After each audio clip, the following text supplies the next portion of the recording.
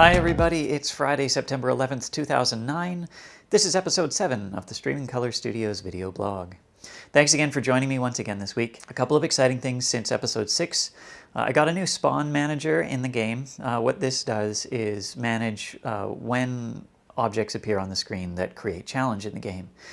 The game was using a very simple and stupid way of spawning things on the screen that was pretty boring, to be perfectly honest, but it was just a way to make sure that the game was playable. The goal with this was to create something that would create kind of peaks and valleys of intensity for the players, so that the sort of threat level that the player's under goes up and down, allowing for a much more interesting experience for the player. So I've got a first pass of that in the game. It's working really nicely. It needs a lot of tuning at this point. It kind of gets a little bit too hard, too fast right now. But it's exciting to see that working. It's already making the game much more interesting to play and making it feel much more like I'm on the steps to creating a finished product. So that's very exciting for me to see the game kind of coming together like that. So that's cool.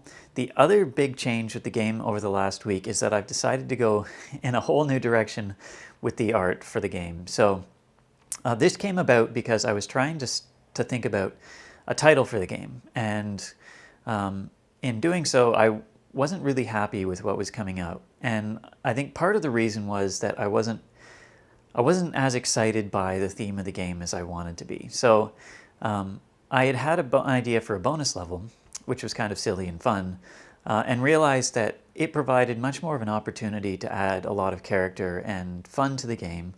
And when I started thinking about that as a game into itself, I started realizing I had all these ideas for titles, and I had all these ideas for artwork and style of the game and how to make things work and more fun. So what I've decided to do is kind of scrap the current spaceship theme and then go with this new theme. But that's meant a lot of the last few days has been spent in on my sketchbook doing sketches, and then also in graphics software doing some new artwork to try it out in the game and see how it feels. So I'm pretty happy with how it's going so far, and I'm really excited about this new direction for the game, because I think in the end what it will do is provide a much more compelling and interesting point of attachment for you, the player. So I'm not ready to talk about specifics yet because I'm still ironing out a lot of the details, but hopefully in the next week or so, if